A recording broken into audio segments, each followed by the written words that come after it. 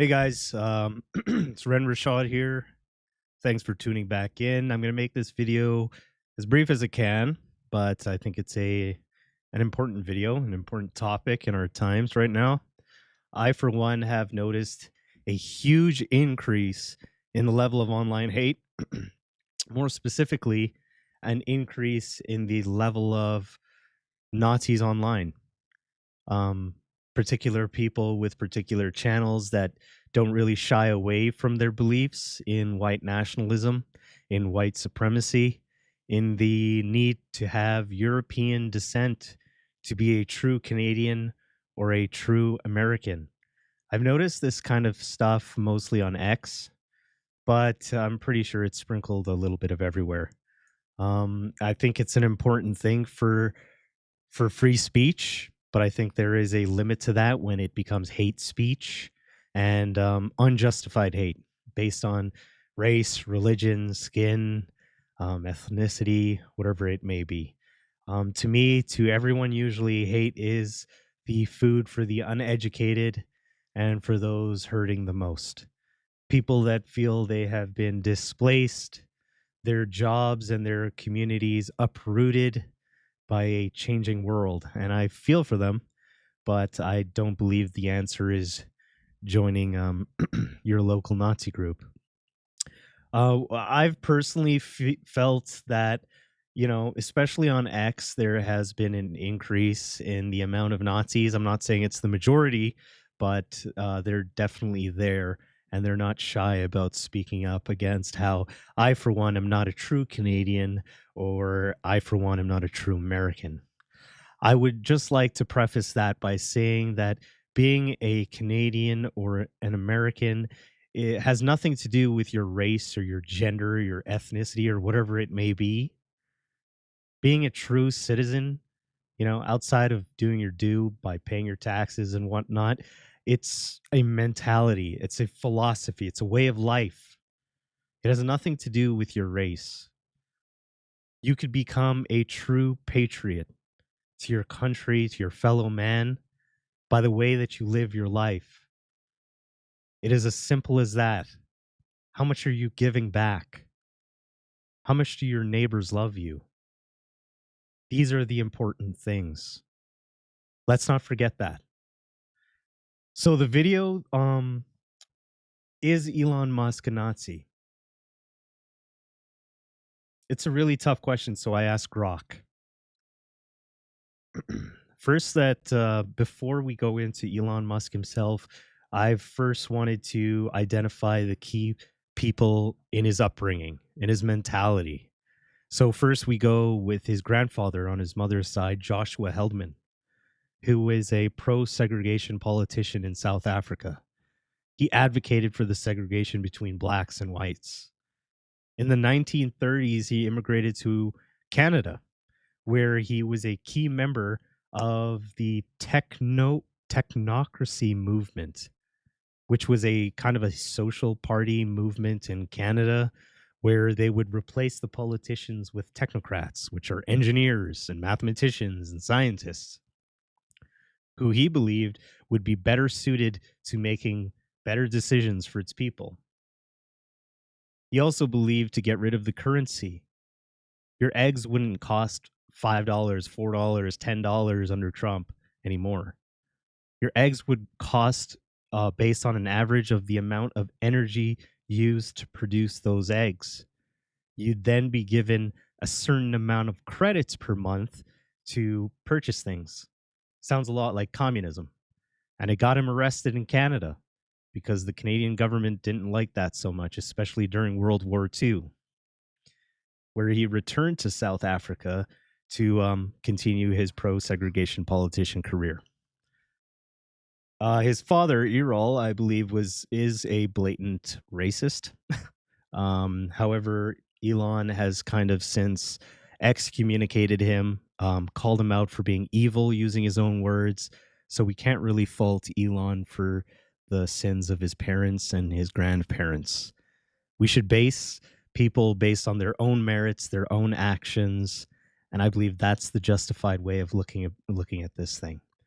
I suppose this whole dilemma came up about um, Elon's erratic recent events, like on January 20th, 2025, during Donald Trump's inauguration, when Elon himself hailed Hitler twice. He has since said that those were just erratic movements, autism, sort of speak. He didn't really plan any of that. However, Elon has also made speeches at Germany's far right AFP party, which is a little concerning. Um, what else has he done? Hailed Hitler, AFP. He's definitely done some other stuff that I can't really recall right now, but the list goes on. I, for one, am not the only person that is starting to believe that maybe even me asking the question, is Elon Musk a Nazi or not? It's a little red flags everywhere.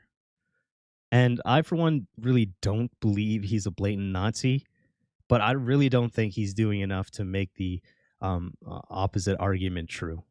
He isn't fighting against the far right Nazism and that rhetoric, that the eugenics, the Aryan ancestral history. He isn't fighting against these things hard enough for me to really believe that. And I would say this same thing for most countries, because, like, for example, Germany is just one example, but they've pulled out all of their relationships with Elon and his associates in America. That they're not the only country to do that, because they believe he is a Nazi. Tesla was trading at around $400 just a few months ago, and now it's sitting around 200 and something odd dollars. The stock market is crumbling. People are losing their faith in him. And if he is a Nazi, that's going to be the nail in the coffin. That's going to be the end.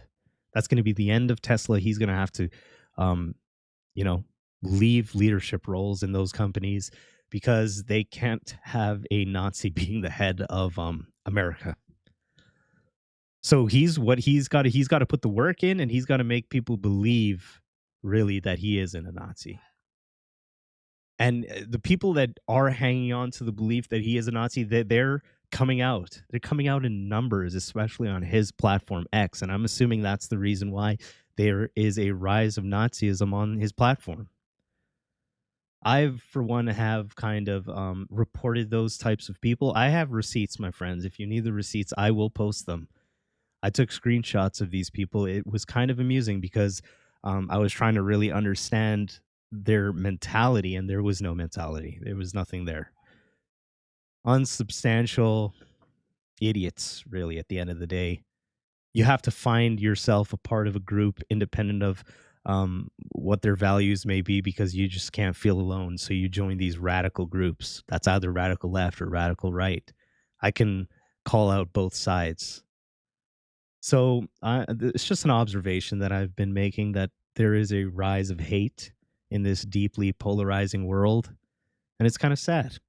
It's sad that I'm unjustifiably attacked based on my skin color rather than the merit of my ideas or my personality or whatever it may be. And so I really may make a call to action that I think that it's important to have justified hate or justified love. Um, and I do really think there is a Nazi problem in Canada. I'm not really 100% familiar with this, but I believe after World War II, there were a lot of immigrants coming from Nazi Germany to Canada for safety reasons. So, is that style of rhetoric, is that style way of life with us still? Are they now coming out of the shadows because they feel they have a leader like Elon? And if that may be the case, then Elon's got to put the work in and denounce it outrightly. Otherwise, he's going to continue to suffer. His companies are going to continue to suffer, and honestly, the his platform is going to suffer as well, because he's alienating so many people based on these radicals. And it's funny that Elon and his buddies can denounce groups, extremist groups like Hamas, but not denounce groups like Nazis. I, for one, think they're in a similar vein. I, for one, also believe that if you're hiding your identity out in public, or you're protesting and you're hiding your face, you're probably doing something wrong. Independent of what side you're on, I'm a fighter for freedom. I'm a fighter for free thinking and using reason and logic. And I, for one, I'm gonna fight for the light. I'm gonna fight for goodness, and I'm gonna fight against the evil wherever it may be. So, with that, thank you for watching. This is your boy Ren Rashad here. Um, Take it easy, boys and girls. Bye bye.